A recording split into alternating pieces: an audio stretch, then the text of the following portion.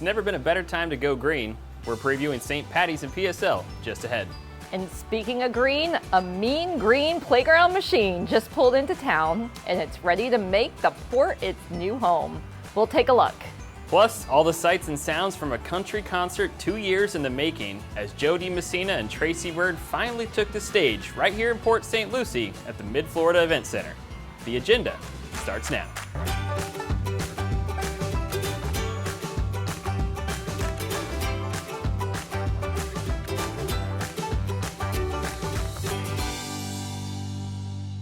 Welcome back to our monthly news show, and boy, do we have some fun stuff happening all over our city. Sarah? Yes, we do, Ben. We definitely have some big events and major developments in store for 2022, including some right here. We're in the Botanical Gardens today, but there's going to be a lot of action happening right behind us in the Port District.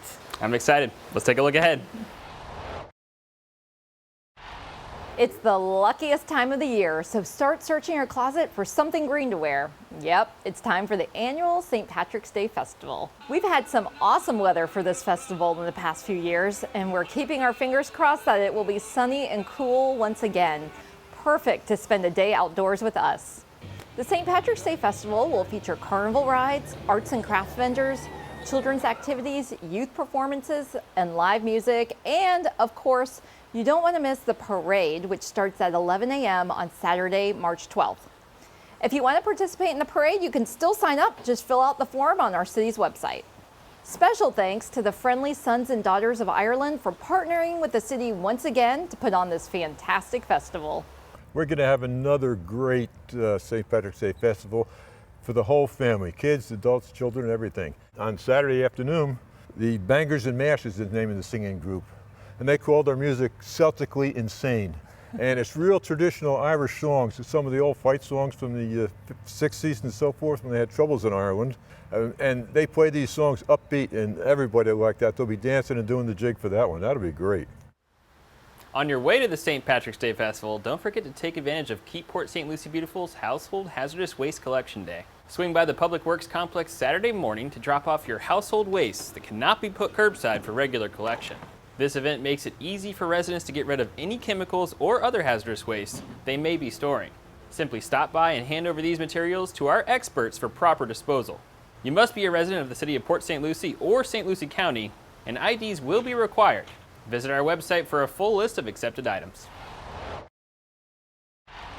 We want to say a big thank you to every resident who participated in our 2022 Citizen Summit events. Whether you attended our virtual summit or the in-person event, the feedback you provided is vital to our upcoming strategic plan updates. Participants learned about the city's 7 strategic goals and all the projects and initiatives we are working on to move those goals forward.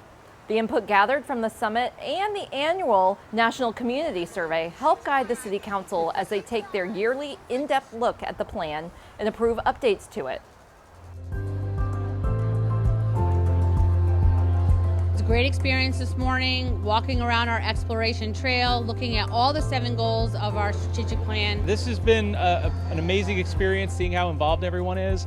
It's probably one of the most interactive government events I've ever been to. We give our residents an opportunity to affect the change that they want to see.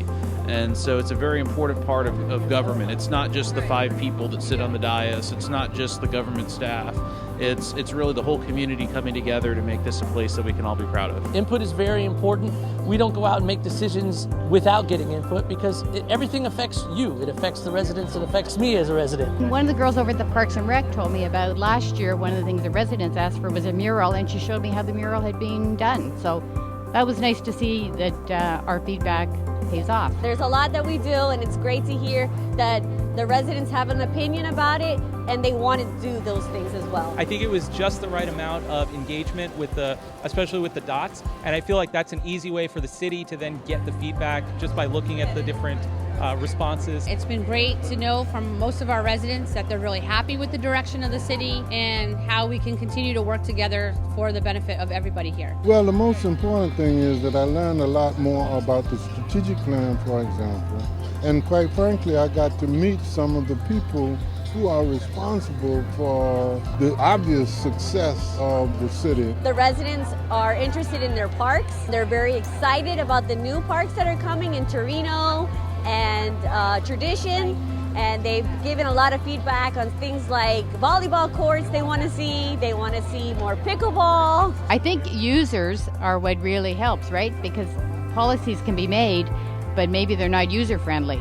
So I think it's good to have input from both employees and residents. Definitely learning about like the roadways and like what the future's going to bring to Port St. Lucie in terms of like building roadways, expanding roads. Having a lot more police officers on the road is great, and giving people, education and citations is one thing, but putting actual plans into place that help slow down traffic, make neighborhoods safer, make the commute safer for everyone, bicyclists, motorists, pedestrians.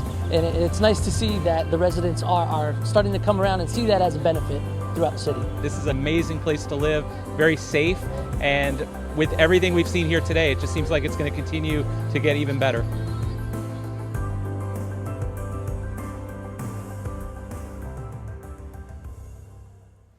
The council also met in late February for its annual winter retreat, where it got a first look at the upcoming budget season and heard in-depth reports from several city departments.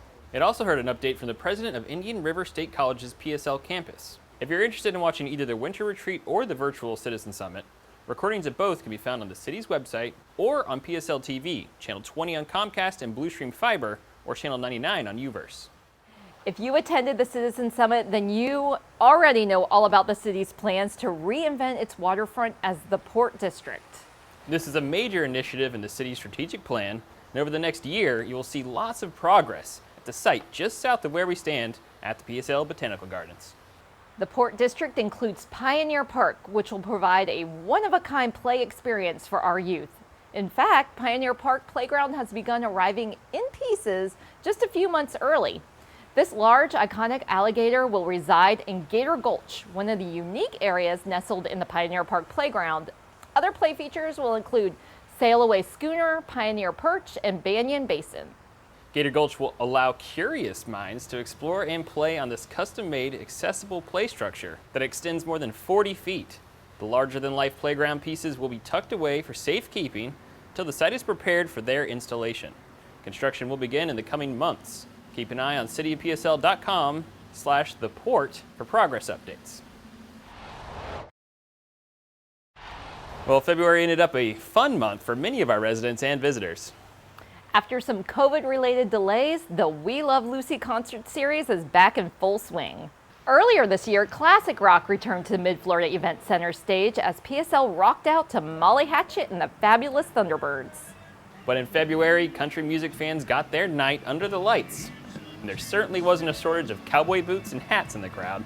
First up was Jody Messina, who put on a spirited performance for her first show of the year, letting out all that pent-up emotion from the pandemic delays on stage.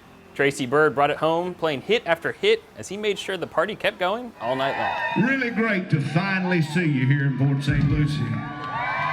It has been 2 years, hasn't it? Dang pandemic. Next up is Little River Band with opening act Wired Band on Saturday, April 9th, and then Fog Hat with opening act Sacred Union on Saturday, May 14th. Come out and enjoy great live music with your friends and neighbors right here in Port St. Lucie. Get your tickets today at etix.com. Valentine's Day weekend was a sweet affair for hundreds of our youngest residents and their dads. How can you not smile when you see all these dads and daughters making lifetime memories? They danced, enjoyed treats, and took away some keepsake photos at the annual Daddy-Daughter Dance, organized by the city's Parks and Recreation Department. Well, we're here at the PSL Botanical Gardens, and it got a gift in late January, a new tree planted in commemoration of Arbor Day. Due to its subtropical growing climate, Florida celebrates Arbor Day on a different date than the majority of northern states. The third Friday of each January is officially Florida Arbor Day. The Arbor Day ceremony began with a prayer, followed by greetings, a recitation of the Arbor Day poem, and the reading of names in memory of loved ones. The tree was planted in the gardens, identified with a plaque commemorating its year of planting. When we think about how do we preserve our future, it's Arbor Day. It's a day when we're looking at, where are we today and what can we be tomorrow? So for Port St. Lucie, we've been committed to enhancing our environment, making Port St. Lucie a better and more special place since we began in 1961. Hundreds also visited these gardens in early February for the annual Botanica Garden Festival and plant sale. Botanica is held the second weekend of each February for those interested in purchasing all things garden, yard, and patio. It's the garden's largest garden event with over 50 vendors. Some of the best-known nurseries in the state feature their most exotic and tropical plants. It's a plant lover's mecca all in one place. So we hope to see you here next year. Well, this month's Employee Spotlight will be the first of two featuring some quick thinking and compassionate public works employees. Yes, this month we want to spotlight Paul Lewis. On January 5th, Paul, a survey inspector for the Public Works Department, noticed an A&G Concrete Pools truck swerving along Crosstown Parkway. Just as Paul began following the truck to make sure everything was okay, the driver rear-ended a cement truck. Paul pulled over and ran to the vehicle and noticed the driver was unresponsive. So he broke the truck's window, turned off the ignition, and stayed with the driver until paramedics arrived. Then, acting as though nothing had happened, Paul simply changed his shirt and went back to work. According to A&G Pools, the gentleman had a medical emergency, causing him to lose control of the vehicle. The entire A&G team is very thankful for Paul being at the right place at the right time, and so are we. That's it for this episode. Be sure to follow us on all the major social media outlets for constant updates on what's happening in your hometown. Connecting with us has never been easier. Download the 1PSL app and keep your city at your fingertips. And if you enjoyed this episode and want to see more of what we produce, subscribe to our YouTube channel and never miss another video. I'm Sarah Prohaska. And I'm Benjamin Elliott. See you next time.